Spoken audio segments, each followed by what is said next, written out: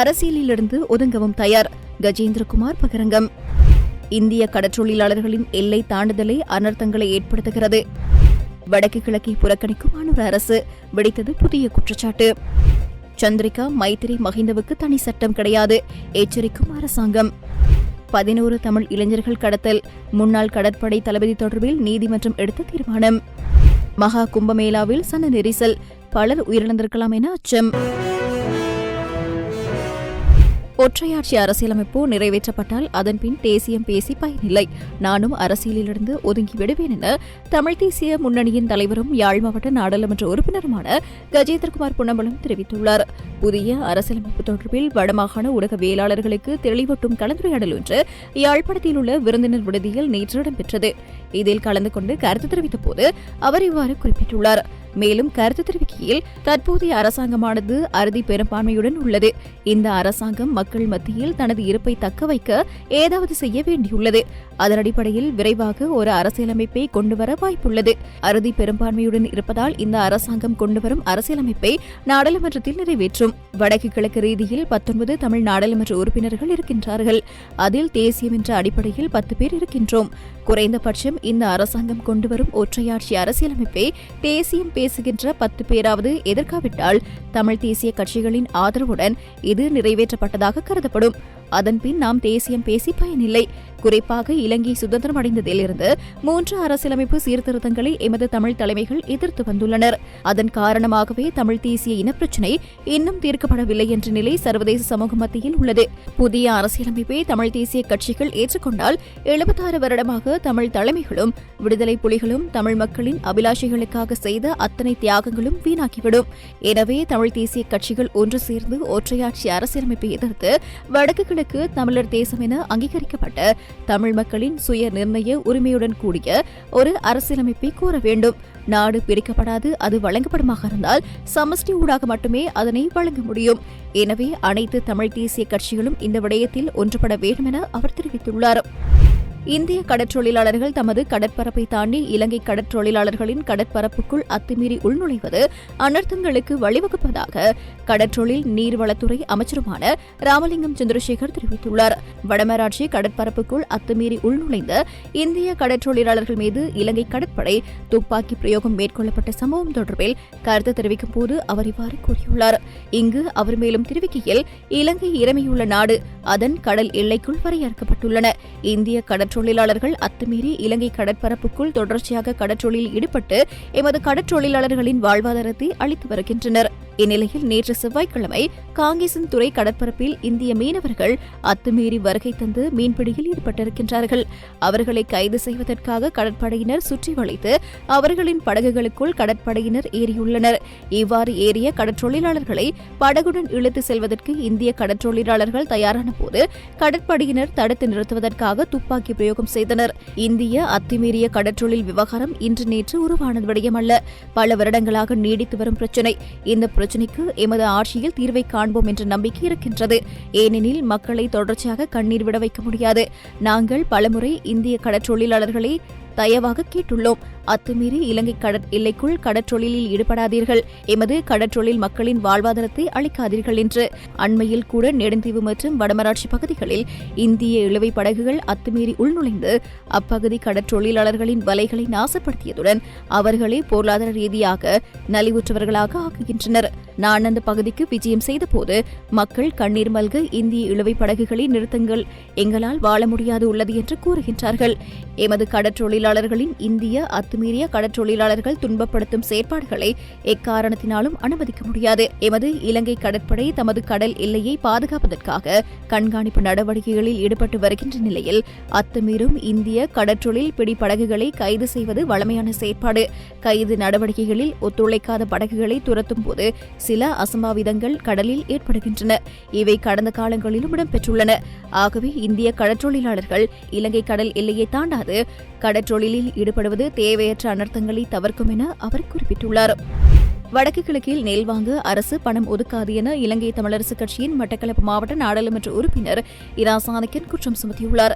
இது தொடர்பாக அவர் மேலும் தெரிவித்ததாவது, இப்போது நெல் அறுவடை செய்ய வேண்டிய நேரம். காலநிலை மாற்றத்தினால் நெல் வயல்கள் மிகவும் அழிக்கப்பட்டு மிகவும் சேதத்துடன் காணப்படுகின்றன. ஏக்கருக்கு 40,000 தருவதாக சொல்கின்றார்கள். ஆனால் விவசாயிகளுக்கு 8,000 மட்டுமே கிடைக்கும். அறுவடை நேரத்தில் விவசாயிகள் தங்களிடமிருந்து நெல்லை வாங்குவதாக கூறினாலும் நிதி அமைச்சு நெல் சந்தைப்படுத்தல் வாரியத்துக்கு 5 பில்லியன் ரூபாவை வழங்கவில்லை. அறுவடை நேரத்தில் நெல் பற்றாக்குறை ஏற்படும் போது ஆலை உரிமையாளர்கள் மிக குறைந்த விலைக்கு நெல்லை வாங்குகின்றார்கள். அறுவடைக்கு பிறகு பணத்தை ஒதுக்கி வைப்பதில் எந்த அர்த்தமும் இல்லை. விவசாயிகளை பற்றி கவலைப்படாததால் முந்தைய அரசு அளிக்கப்பட்டது. இந்த திட்டமானது அடுத்த 2 அல்லது 3 நாட்களுக்குள் நடக்க வேண்டும். அரசு அரிசி வாங்க விரும்பினால் இப்போது பணம் ஒதுக்கி வைத்திருக்க வேண்டும். ஆனால் அரசு இன்னும் பணத்தை ஒதுக்கவில்லை. அரசியல் அரங்கில் ஒதுக்குவதாக குறிப்பிட்டாலும் பணம் எதுவும் ஒதுக்கப்படவில்லை. நாடாளுமன்றத்தில் இவ்வாறான மாவட்ட பிரச்சினைகள் குறித்து விவாதிக்க எம்பிகளுக்கு போதுமான நேரம் கிடைப்பதில்லை. தற்போதைய துணை அமைச்சரை கூட அந்த நேரத்தில் இழப்பீடு போதுமானதாக இல்லை என்று கூறினார். இதற்கான நடவடிக்கையை அரசு உடனடியாக மேற்கொள்ள வேண்டும் என அவர் இதன்போது கூறியுள்ளார். கடிதம் மூலம் அறிவித்தால்தான் அரசாங்கத்துக்கு சொந்தமான இல்லங்களிலிருந்து வெளியேறுவதாக முன்னாள் ஜனாதிபதிகள் குறிப்பிடுவது அவர்கள் வகித்த நிறைவேற்று அதிகார ஜனாதிபதி என்ற பதவிக்கு பொருத்தமானது அல்ல என அரசாங்க தரப்பு சுட்டிக்காட்டியுள்ளது. முன்னாள் ஜனாதிபதிகளான கோட்டபாய ராஜபக்ஷ, ரணில் விக்ரமசிங்க மற்றும் மறைந்த ஜனாதிபதி ரணசிங்க பிரேமதாசவின் மனைவி ஹேமா பிரேமதாசவுக்கு ஒரு சட்டமும், சந்திரிகா பண்டாநாயக்க குமாரதுங்க, மைத்திரிபால சிறிசேன மற்றும் மஹிந்த ராஜபக்ஷவுக்கு பெரிதொரு சட்டமும் இல்லை எனவும் சுட்டிக்காட்டப்பட்டுள்ளது. வாராந்த அமைச்சரவை தீர்மானங்களை அறிவிக்கும் ஊடகவியலாளர் மாநாட்டில் கலந்து கொண்ட அமைச்சரவை பேச்சாளர் அமைச்சர் நலிந்த ஜேதிச குறித்த கருத்துக்களை முன்வைத்துள்ளார். இது தொடர்பில் கருத்து வெளியிட்ட அவர், முன்னாள் ஜனாதிபதிகள் வசிக்கும் இல்லங்கள் தொடர்பில் அரசாங்கத்தால் வெளிப்படுத்தப்பட்ட விடயங்கள் வெறுமனை ஊடக பிரச்சாரத்துக்கானவை மாத்திரமல்ல. பல்வேறு தகவல்களை நாம் தற்போது முன்வைத்திருக்கின்றோம். அதற்கமைய அந்த இல்லங்களிலிருந்து வெளியேறுமாறு நாடாளுமன்றத்திலும் அதற்கு வெளியிலும் பல சந்தர்ப்பங்களில் நாம் அறிவித்துவிட்டோம். இதற்கு முன்னர் இந்த இல்லத்தை பயன்படுத்திய முன்னாள் ஜனாதிபதி ரணசிங்க பிரேமதாசவின் பாரியார் ஹேமா பிரேமதாச அதனை ஒப்படைத்துவிட்டு சென்றார். அதன் பின்னர் கோட்டபாய ராஜபக்சவும் அவ்வாறே செயற்பட்டிருந்தார். முன்னாள் ஜனாதிபதி ரணில் விக்ரமசிங்க இதனை பயன்படுத்தியிருக்கவில்லை. இவர்களும் முன்னாள் ஜனாதிபதிகளே. அவ்வாறு இருக்கையில் அவர்களுக்கு ஒரு சட்டம், இவர்களுக்கு ஒரு சட்டம் இல்லை. மைத்திரிபால சிறிசேனவின் இல்லம் தொடர்பான நீதிமன்ற தீர்ப்பில் உத்தியோகபூர்வ இல்லம் என்றால் என்ன என்பது தெளிவாக குறிப்பிடப்பட்டுள்ளது. இவை அனைத்தையும் கவனத்திற்கொண்டு அவர்கள் தீர்மானம் ஒன்று எடுக்க வேண்டும். 2021 அதிகாரம் கிடைத்த பின்னர் ஓய்வு பெற்றதன் பின்னர் வசிப்பதற்காகவென சுமார் 400 மில்லியன் ரூபாவுக்கும் அதிக அரசு செலவில் குறித்த இல்லம் புனரமைக்கப்பட்டுள்ளது. எவ்வாறாயினும் தற்போது இந்த இல்லத்தை நிர்வகித்து செல்வது அரசாங்கத்துக்கு பெரும் சுமையாகும். எனவே விரைவில் இந்த இல்லத்திலிருந்து மகிழ்ந்து வெளியேறுவார் என்று எதிர்பார்க்கின்றோம். கடிதம் அனுப்பினால்தான் வெளியேறுவோம் என்று சிலர் கூறிக்கொண்டிருக்கின்றனர். இவர்கள் சாதாரண மக்கள் அல்ல, முன்னாள் ஜனாதிபதிகள் ஆவர். எனவே இவர்கள் இவ்வாறு செயற்படுவது அவர்கள் வகித்த பதவிக்கு தகுதியானதல்ல என்று அவர் மேலும் கூறியுள்ளார். கொழும்பில் 11 தமிழ் இளைஞர்கள் கடத்தி காணாமல் போன சம்பவம் தொடர்பாக முன்னாள் கடற்படை தளபதி வசந்த கருணாகோட தாக்கல் செய்த மனுவை விசாரிக்கும் 5 நீதிபதிகள் கொண்ட அமர்வின் உறுப்பினரான நீதிபதி அமல் ரணராஜா இன்று வழக்கிலிருந்து விலகினார். இதனையடுத்து இந்த வழக்கு புதிய நீதிபதிகள் முன்னிலையில் விசாரணைக்கு எடுத்துக் கொள்ளப்படும் என மேன்முறையீட்டு நீதிமன்றம் அறிவித்துள்ளது. 2008 கொழும்பிலும் அதன் புறநகர் பகுதிகளிலும் 11 தமிழ் இளைஞர்கள் கடத்தப்பட்டு காணாமல் போனது தொடர்பாக சட்டமா அதிபர் தாக்கல் செய்த வழக்கை ரத்து செய்ய உத்தரவிடக் கோரி முன்னாள் கடற்படை தளபதி வசந்த கருணாகோட கொழும்பு உயர்நீதிமன்றத்தின் 3 நீதிபதிகள் கொண்ட அமர்வில் மனு தாக்கல் செய்திருந்தார். இந்த மனு இன்று மேன்முறையீட்டு நீதிமன்ற நீதிபதிகளான மாயா துனே கொரையா, பி குமரன் ரத்தினம், சசி மகேந்திரன், தமித் தோட்டாவத்தே மற்றும் அமல் ரணராஜா ஆகியோர் அடங்கிய அமர்வு முன் விசாரணைக்கு எடுத்துக் கொள்ளப்பட்டது. அப்போது இந்த வழக்கின் விசாரணையிலிருந்து விலகுவதாக நீதிபதி அமல் ரணராஜா தெரிவித்தார். இந்த வழக்கு தொடர்பாக நீதிபதி அமல் ரணராஜா முன்னர் பல உத்தரவுகளை பிறப்பித்துள்ளதாகவும், எனவே இந்த வழக்கின் விசாரணைகளிலிருந்து அவர் விலகுவதாகவும் நீதிபதிகள் குழாமின் தலைவர் நீதிபதி மாயாதுனே கொரையா தெரிவித்தார்.